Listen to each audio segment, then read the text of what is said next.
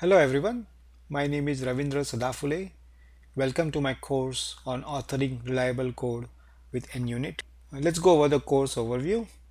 In this course, I will first talk about what is NUnit, why do we need it, why to use NUnit at all. Then we will go through setting up NUnit on my personal computer, and then I will walk through an example that will illustrate how to write a unit test for a given program. Then we will also learn about test-driven development and why it is important in the agile world.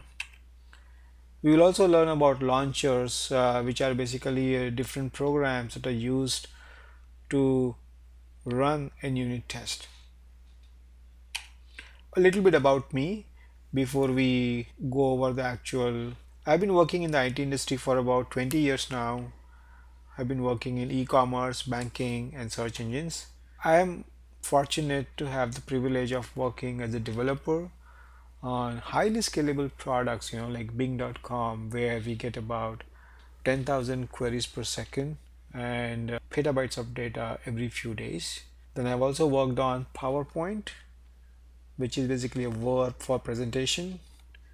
Then I've also worked on SharePoint and also worked on London Stock Exchange. So I feel I have learned a lot while working on such high profile projects when it comes to scalability challenges and also availability challenges. I've learned a lot over the number of years. So I've also authored few books on demystifying scalability, creational design patterns using Java, creational design patterns using C Sharp. All these books are available on Amazon, Kindle, and also iBook. I have MCSD.net, MCAD.net, and also MCTS certifications. Okay, so what is NUnit? It's a test framework for code written in any .NET based languages like C Sharp, VB.NET. You could also use F Sharp with equal ease. It's been created by Charlie Poole, Rob Provzi, Simone Busoli, Neil Colvin, and various community contributors. It's free, it's open source software, and that's released under MIT license, which means you don't have to pay for this software to use. And NUnit is run by either a text explorer within Visual Studio, or you could also run it independently via console.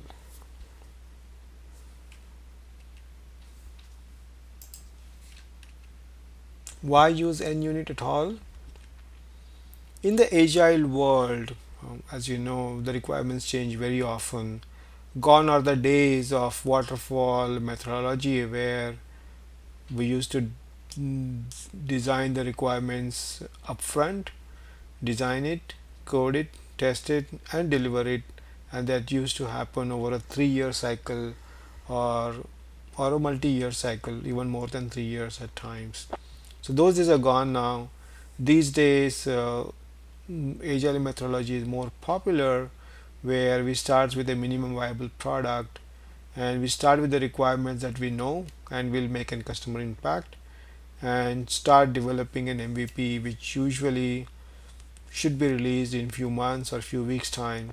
And during the development of the MVP product, the requirements change very often, right? And we all developers are also expected to deliver the code very often. So it's a huge code churn, as you can understand. The requirements are constantly changing, the developers are constantly changing the code. So it's a huge code churn that's happening constantly. So while this code churn is happening, we need a way to keep quality of the code high at all times. So imagine if we start testing this code manually, obviously it will slow down the developers and it would impact our delivery dates. So we need to have a way where we can meet the challenge of the agile world, where the code churn is high, at the same time do not compromise the quality on the code, and that's where NUnit really shines. So with NUnit you can automate the test, and run those tests very often every time the developer change the code and ensure that if it's impacting any of the existing behavior of the code.